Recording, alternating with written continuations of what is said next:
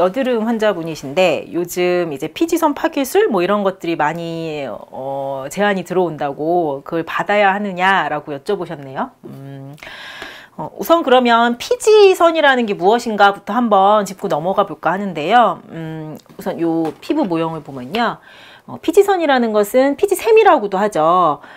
요 모낭의 옆에서 같이 있으면서 모낭으로 피지 공급을 하고, 쉽게 해서 기름기 공급을 해서 이게 모발을 윤택하게 하고요, 피부를 건조하지 않게 하고, 또 피부에 어느 정도의 탄력을 주고, 또 가벼운 기름막을 형성함으로써 수분의 손실을 막는다든지 이런 것들이 피지선의 기능이라고 보시면 되는데, 우리가 보통 여드름에 피지를 줄여야 된다, 피지선을 파괴해야 된다, 뭐 이런 것들을 하는 이유는 여기서 이제 피지가 너무 많이 공급이 되다 보면 표면에 있는 각질과 기름기가 이제 쉽게 해서 떡이 지겠죠. 떡이 져서 모공을 막아버리고, 그러면 피지 배출이 되지 않고 이 안에 갇히면서 이제 세균들이 이 안에서 번식을 해서 여드름이 생긴다라는 것이 피지선 파괴술을 여드름에 해야 한다고 제안하는 이유에 해당합니다.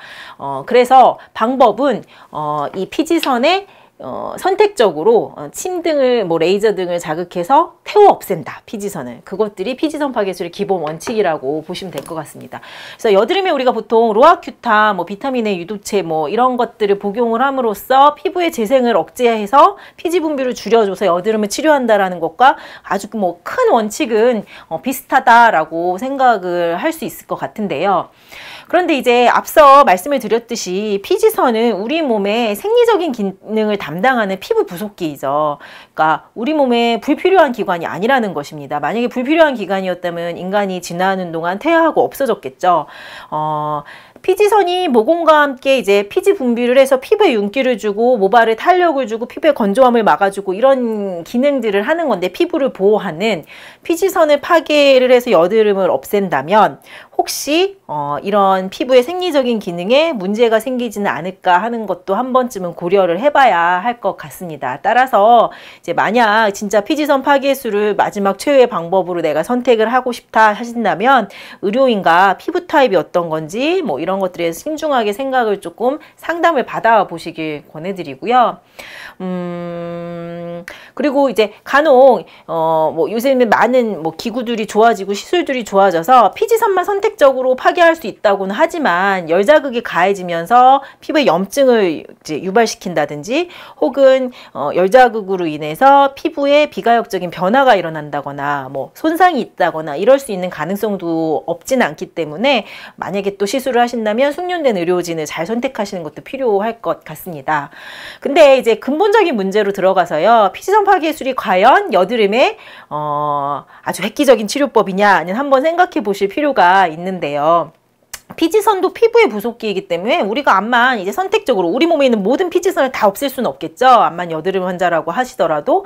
그렇다면 이제 선택적으로 없앤 피지선이 또 다시 재생이 주변이나 뭐 이렇게 생길 수 있기 때문에, 만약 정말 피지 분비가 왕성해서 여드름이 일어난 원인이었다면 피지선 파괴술이 완벽한 영구적인 여드름 치료법은 아니다라고 생각을 해보셔야 될 것 같습니다. 여드름은 여러 번 말씀드렸지만요, 가장 경한 피부 질환, 가벼운 피부 질환이지만 또 가장 많은 분들이 고민이고, 또 그만큼 노력과 생활관리가 반드시 필요한 질환입니다. 대부분의 이제 여드름 환자분들이 뭐 선천적으로 혹은 아기 때부터 여드름이 있기보다는 사춘기든 아니면 어떤 청소년기, 뭐 성인기에 어느